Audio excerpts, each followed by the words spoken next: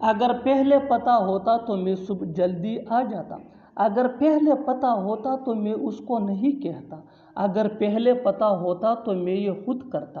ایسے جملے ہم اپنے ڈے ٹو ڈے لائف یعنی روزمرہ زندگی میں ضرور بولتے یا سنتے ہیں. ان جملوں میں ہم کہہ رہے ہیں اگر پہلے پتہ ہوتا. اس کے لیے آپ کو یوز کرنا ہوگا انگلش میں if I had known earlier. آئیے کمپلیٹ اسٹرکچر دیکھتے ہیں. if I had known earlier plus Cama plus subject plus would have. اور اگر سینٹینس نیگیٹو ہو تو پھر would have کی جگہ wouldn't have یوز ہوگا پلس V3 یعنی third form of verb plus other words. اچھی طرح سمجھنے کے لیے کچھ مثالیں دیکھتے ہیں. اگر پہلے پتہ ہوتا تو میں صبح جلدی آ جاتا. if I had known earlier I would have come early in the morning. if I had known earlier I would have come early in the morning. اگر پہلے پتہ ہوتا تو میں اس کو نہیں کہتا. if I had known earlier I wouldn't have said him. if I had known earlier I wouldn't have said him.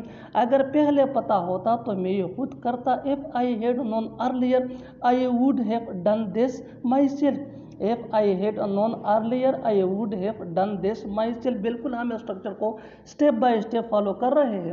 آپ بھی اسٹرکچر کی مدد سے سیکھ سکتے ہیں, بنا سکتے ہیں. ایسے بہت سی جملے انگریزی زبان میں آسانی سے that can be really helpful for you.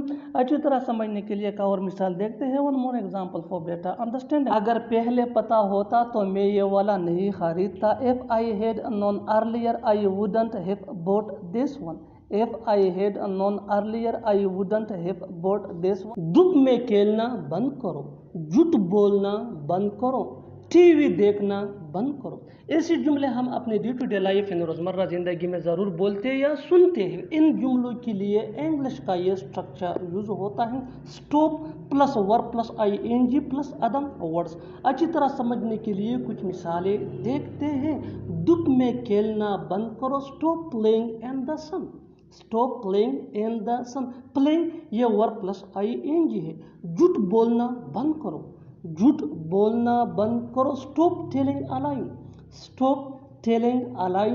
T V دیکھنا بند کرو, ٹی وی دیکھنا بند کرو, stop watching T V. Stop watching T V. بالکل ہم اسٹرکچر کو سٹیپ بائی سٹیپ فالو کر رہے ہیں. آپ بھی اسٹرکچر کے بیس پہ سیکھ سکتے ہیں, بنا سکتے ہیں. ایسے ہزاروں جملے انگریزی زبان میں آسانی سے that can be really helpful for you. اچھی طرح سمجھنے کے لیے ایک اور مثال دیکھتے ہیں. one more example for better understanding. جتنا زیادہ پریکٹس کرو گی اتنا ہی جلدی انگلش سیکھ جاؤ گے. اس کا مذاق اڑانا بند کرو, اس کا مذاق اڑانا بند کرو, stop making fun of him. Stop making fun of ہم. اور آخر میں یہ سینٹینس آپ کے لیے کامنٹ سیکشن میں اس کا جواب ضرور دینا.